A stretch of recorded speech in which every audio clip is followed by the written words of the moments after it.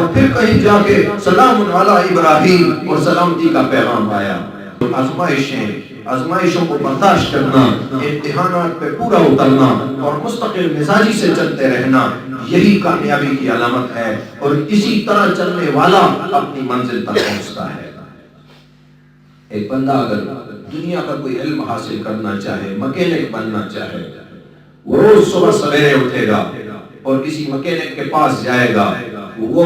ہاتھ گندے ہونے کا امتحان برداشت کرے گا، وہ کپڑوں کے میلا ہونے کا امتحان آزمائش برداشت کرے گا، وہ اپنے استاد کا برا بھلا سننا برداشت کرے گا، وہ گاہکوں کی طرف سے سخت الفاظ برداشت کرے گا، اور مستقل صبح نکلے گا اور رات کے اندھیرے میں واپس لوٹے گا، تو کہیں سال 2 سال 3 سال بعد وہ مکینک ہوگا، اس کو بھی استاذ کہا جائے گا۔ ویسے تو اسے یہ کہتے ہیں چھوٹے ادھر آؤ چھوٹے ادھر جاؤ، سال 2 سال تک تو اسے چھوٹا ہی بلا گئے، کوئی 2-3 سال بعد جا کے اس کو استاذ کہا جائے گا، اور وہ اپنے امتحان میں مستقل۔ اب اگر اس کا استقلال نہ ہو، اس کی مستقل مزاجی نہ ہو، یہ کہ میرے ہاتھ میلے نہ ہو، میرے کپڑے گندے نہ ہو، میں نے استاذ کی گالیاں جھڑکیاں نہیں سننی، اگر استاذ نے مجھے ایک لفظ کہا کوئی برا تو میں اس کا سر پھاڑ دوں گا، تو یہ کبھی کامیاب نہیں ہو سکتا۔ آج میں جاؤں گا، کل میں نے چھٹی کرنی ہے، یہ کبھی کامیاب نہیں ہو سکتا۔ استقلال سے، مستقل مزاجی سے، کائنات کی محبوب ترین شخصیت اللہ کا حبیب حضرت محمد مصطفیٰ مجتبی مرتضی رحمت للعالمین صلی اللہ علیہ وآلہ وسلم پہلے دن اعلان کرتے ہیں کہ قل لا الہ الا اللہ تفلحون، اور پھر اپنی قوم سے پہلا پتھر اپنے رشتہ داروں کی طرف سے آتا ہے، اپنا چچا پہلا پتھر پھینکنے والا اپنا چچا۔ اور پھر ایک وقت ایسا بھی آتا ہے کہ اس ملک کو چھوڑ کے محمد رسول اللہ صلی اللہ علیہ وسلم مدینہ کی طرف سفر کرتے ہیں، پھر وقت ایسا بھی آتا ہے کہ وہی کائنات کا حبیب جو اس وطن سے نکلا تھا وہ واپس آتا ہے فاتح کی حیثیت سے۔ عرب کیا بلکہ عجم، عرب اور عجم کو گھٹنوں کے بل اس کے سامنے گرنا پڑتا ہے اور اس کی سرداری کو اور اس کی سیادت کو ماننا پڑتا ہے، لیکن ان 2 دنوں کے بیچ پہلا دن جب کہا تھا قل لا الہ الا اللہ،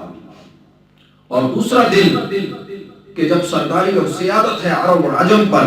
ان 2 دنوں کے بیچ میں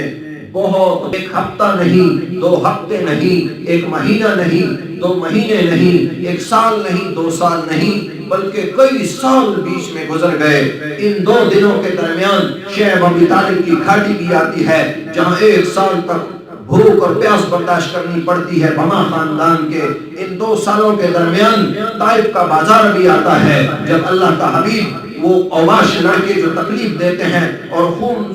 اتنا بہا کہ کپڑے تر بتر اور جسم زخموں سے چور، اور پھر اللہ کا حبیب تنہائی میں دعا کرتا ہے اللہ کے سامنے کہ مولا کس کے حوالے کرتا ہے۔ ان 2 دنوں کے درمیان وہ دن بھی آیا کہ اپنے وطن سے، اپنے گھر سے بے سر و سامانی کی حالت میں نکلنا پڑتا ہے، اور اپنے عزیز، اپنے محبوب بھائی کو اپنی چارپائی پہ سلانا پڑتا ہے کہ کل صبح یقینی موت کہ علی کل صبح تم نے، آج میری چارپائی پہ سو جاؤ، اور کل صبح تم نے امانتیں، میرے پاس قریش کی کچھ امانتیں ہیں، یہ امانتیں ان کو سپرد کر کے تم میرے پیچھے چلے آنا۔ حضرت علی رضی اللہ تعالیٰ عنہ سے کسی نے پوچھا ساری زندگی میں کون سا دن،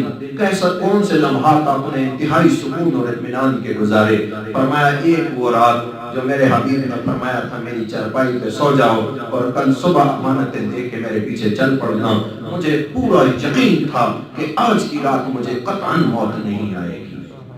موت سے میں ساری زندگی کبھی پرامن نہیں رہا، اور لحظہ ہر لمحہ مجھے یہی محسوس ہوتا رہا کہ موت ابھی آئی، لیکن اس رات مجھے پورا یقین تھا کہ کل میں صحیح سلامت اس چارپائی سے اٹھ کے امانتیں دے کے واپس جاؤں گا۔ اور یہ دیکھو قریش کو بھی کیسا یقین تھا، تمام تر مخالفتوں کے باوجود ان کو پورا یقین تھا کہ صادق اور امین ہیں، کائنات ادھر کی ادھر ہو جائے ہماری امانتیں ضائع نہیں ہوں گی۔ ان 2 دنوں کے بیچ وہ دن بھی ہے، ان 2 دنوں کے بیچ یہ جو پہلا دن قول لا الہ الا اللہ، اور یہ دوسرا دن سرداری اور سیادت کا. ان دو دنوں کے بیچ مدینہ منورہ میں وہ تنگیاں ترشیاں، وہ بیماریاں، وہ تکلیفیں بھی آئیں. صحابہ نے جن کو سہا اور اللہ کے حبیب نے پوری استقلال کے ساتھ، پورے عزم کے ساتھ اس کو سہا. وہ یہود کا حملہ کرنا بھی آیا، وہ بدر اور وہ احد کا میدان بھی آیا، اپنے چچا کو اپنے ہاتھوں سے دفن کرنا بھی آیا. یہ ساری تکلیفیں ان دو دنوں کے بیچ آئیں اور اس میں سالوں لگے. سیرت پڑھتے تو ہمیں چند لمحے لگ جاتے ہیں، ایک دن میں آپ پوری سیرت پڑھ سکتے ہیں، لیکن اس سیرت کے اوپر عمل کرنے والے کو سالوں گزر گئے. تو کچھ سالکین کبھی 2 دنوں کے اندر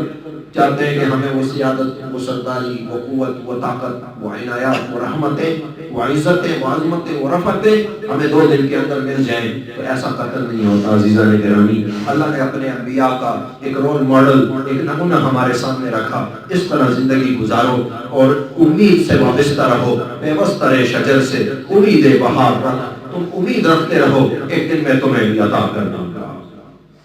تمہیں بھی یہی سیادت، یہی سرداری، یہی عظمت، یہی رفعت، یہی روحانی طاقتیں اور قوتیں مل جائیں گی. جس کو دنیا چاہیے اسے دنیا دے دوں گا، جسے آخرت چاہیے اسے آخرت دے دوں گا. لیکن امتحانات، آزمائشیں اور استقلال اپنے ساتھ لے کے چلنا،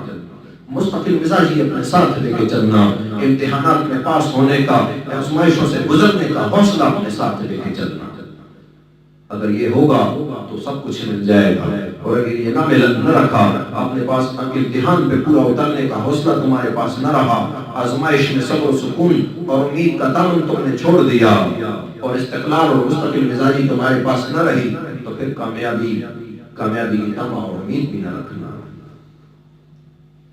تو مستقل مزاجی سے آپ اپنے راستے پہ چلتے رہیں، امید واسق رکھیں. ایک دن آئے گا کہ اللہ آپ کو وہ سیادت عطا فرما دے گا.